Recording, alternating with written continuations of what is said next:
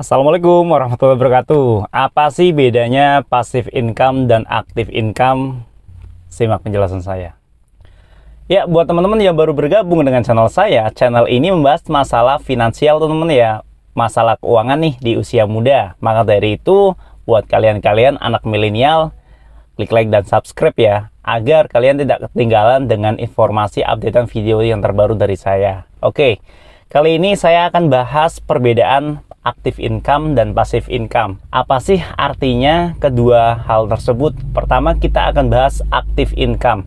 Active income adalah pendapatan yang kita dapatkan ketika kita melakukan pekerjaan dengan meluangkan waktu dan juga tenaga tentunya. Jadi ketika kita bekerja, itu di akhir bulan kita dapat uang, ya kan? Ketika kita melakukan sesuatu hal, kita dapat uang, kita dapat imbal hasilnya. Nah, sedangkan passive income ini kita tidur pun kita masih dapat uang. Kita tidak memerlukan waktu dan tenaga kita untuk melakukan hal sesuatu, tapi kita masih dibayar di akhir bulan. Kita tetap dapat uang secara pasif ya, artinya kita nggak ngelakuin apa-apa, tapi kita tetap masih dapat pendapatan gitu teman-teman. Tapi nih secara itu teori teman-teman ya. Aktualnya kalau teman-teman ingin bangun passive income, tentunya harus memerlukan waktu, tenaga, dan pikiran yang lebih ekstra. Teman-teman itu harus bangun aset terlebih dahulu teman-teman, agar teman-teman dapat passive income yang bisa dibilang itu adalah salah satu impian saya sih. Jadi ketika saya punya pengeluaran bulanan, anggaplah 5 juta per bulan, saya ketika nggak kerja ataupun tidur pun dapat uang 5 juta per bulan itu, wah enak banget gitu loh. Kita tidur masih digaji ya kan, kita tidak melakukan apa-apa masih digaji. Itu gimana caranya? Kalau saya pribadi sih, saya membangun dua aset ini teman-teman. Yang pertama aset digital. Saya membangun channel YouTube saya ini dari 2 tahun yang lalu ya. Tapi sih kalau menurut saya bikin konten atau bikin channel YouTube ini bisa dibilang kontroversial ya. Ini termasuk passive income atau active income. Karena dengan saya tidak mengupload sebuah video, saya tidak ngonten, itu biasanya viewernya akan turun teman-teman. Jadi pendapatan itu akan berkurang, walaupun memang video-video yang sebelumnya masih akan tetap ditonton sama orang dan tetap menghasilkan.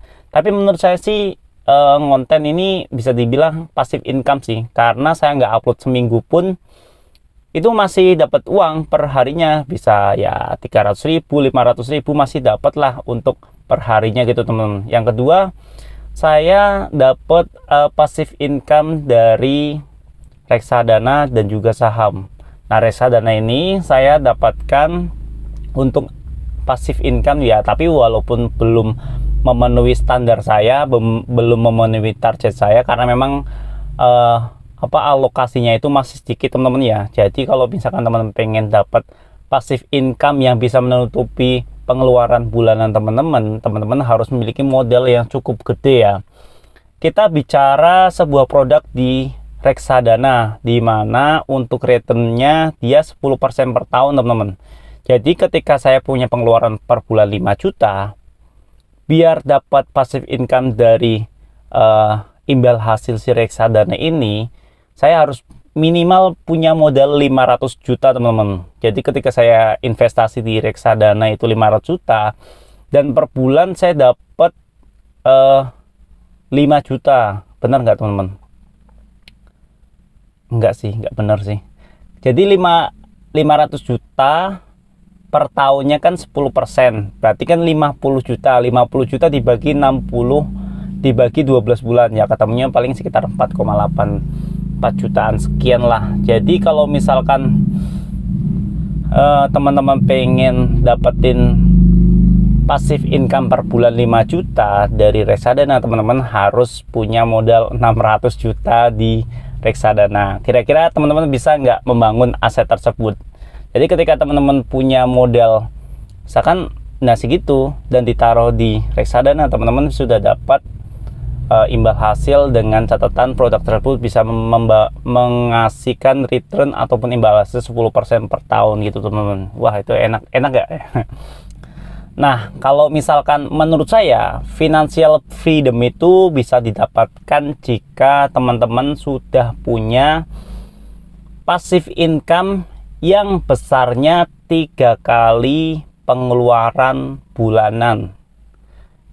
Ingat-ingat teman-teman ya, teman-teman bisa dikatakan financial freedom jika teman-teman sudah memiliki penghasilan passive income 3 kali dari pengeluaran bulanan.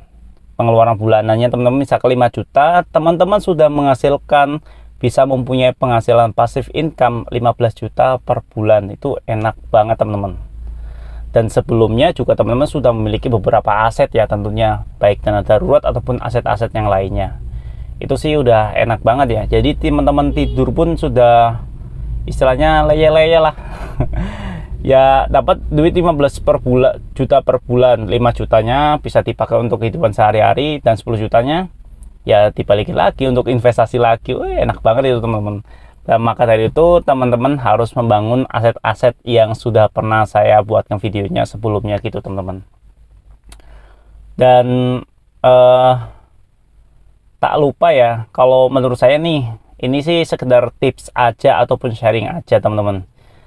Kalau saya pribadi, saya dalam menyikapi ataupun mengatur keuangan saya per bulannya, misalkan saya anggaplah punya gaji 10 juta. Gampangnya seperti itu ya, saya punya gaji 10 juta. Saya selalu gunakan rumus 123. Nah, rumus itu apa? Simak terus video selanjutnya. Jangan lupa like dan subscribe jika teman-teman suka dengan video-video saya. Bagikan ke semua teman-teman semua ya. Terima kasih. Wassalamualaikum warahmatullahi wabarakatuh.